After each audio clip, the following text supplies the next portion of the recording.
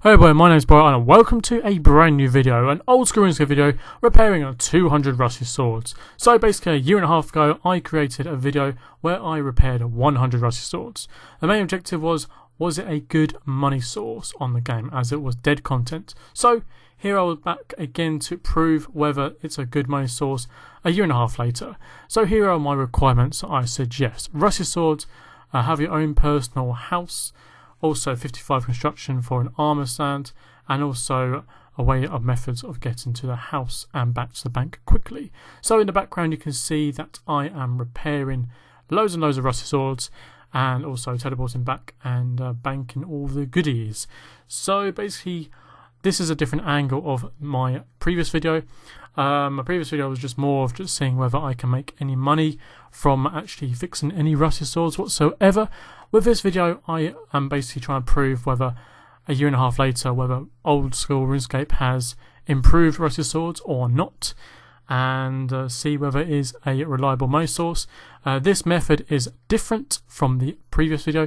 The previous method was that I use Tyndall to fix my swords, which cost 100 GP per, so I gained about 2000 GP last time round. Well, this time round I'm actually using my own armor stand, so I can not use any money, so I can just gain whatever profit I get.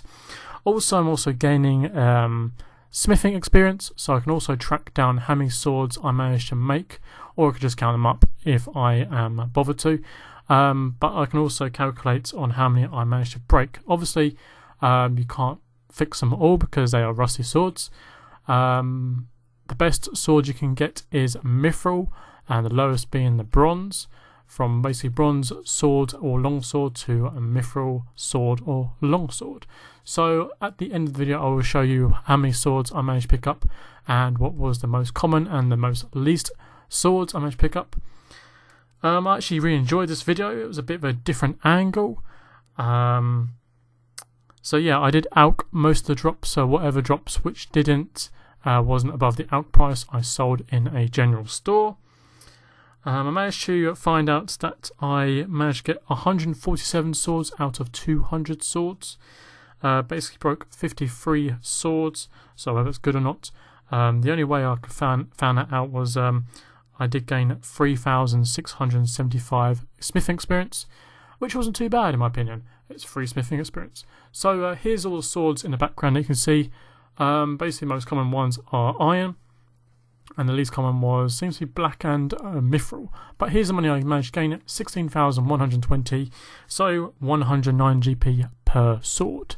So yeah, that's that, and I hope you've enjoyed this video.